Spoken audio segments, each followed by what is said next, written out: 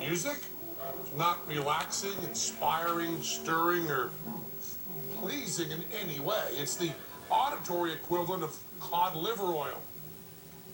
Maybe there's some medicinal use. Snoring is an epidemic.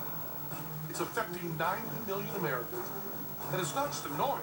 It's associated with heart attack and stroke. But if that wasn't enough, look at what it does to the average marriage. The husbands and wives of chronic snorers lose an average of 1 hour of sleep a night. And snoring drives a quarter of all spouses out of bed. Modern science has been finding hard to combat this menace. Current treatments just aren't comfortable for many users. Many people are resorting to anything that might help. Like this guy, Dov. He's let nurses draw on his face, cover it with goo, and stick electrodes all over his head. But it hasn't cured his snoring. Comfy there, Dov? No way can I ever fall asleep or stay asleep with this equipment up my nose. There are actually different levels of snoring. We can snore through the nose, we can snore through the back of the throat. Typically, it indicates airflow resistance. The snoring itself can damage those tissues in the back of the throat, therefore worsening breathing and sets up a vicious cycle. Dov needed a cure fast. His wife wasn't getting any sleep, and she was trying everything to make him pipe down. Dov had always snored, and his leg was on his legs to prove that I tried to get him to roll over and quit snoring. To cure his snoring, save his marriage, and his legs, Dov turned his back on modern medicine and looked to the ancient world. The didgeridoo. Okay, good. Let's do it again. Note the subtle differences. Didgeridoo, snore. Didgeridoo, snoring. And his wife joined him for the most annoying moral support possible.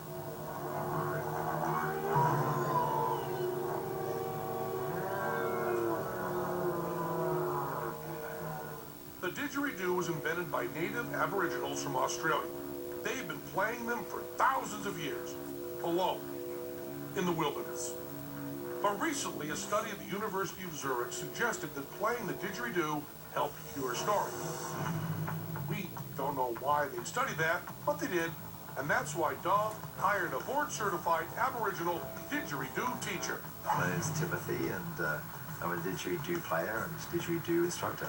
The didgeridoo is a traditional native Aboriginal wind instrument. It's traditionally made, in fact, by termites. They make their nest in the branch of the tree, and the Aborigine walks out into the bush, finds a branch that's been hollowed out by the termites, chops it down, turns it into an instrument, and they use it for their music. Playing the didgeridoo as an instrument is exactly the same as if you were learning to play for sleep apnea. Hey, you don't look Aboriginal, but at least you're Australian. I'm not Australian, I'm actually from England. What? Why would anyone outside of Australia want to play the didgeridoo? The didgeridoo cured my snoring. The breathing technique used to play the instrument, called circular breathing, seems to strengthen the slack muscles in the upper respiratory system, opening the air passages and allowing the snorers to breathe better. It's not a quick fix. It takes months of practice to get good enough at playing to truly strengthen those muscles.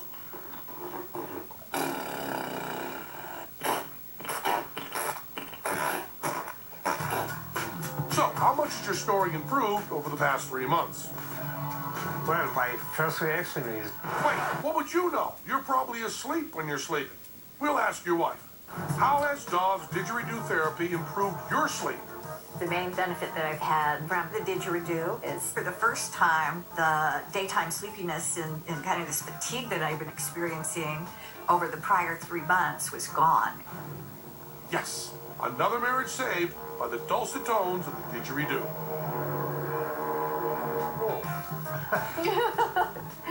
The spit was starting to come. It's medicinal and romantic.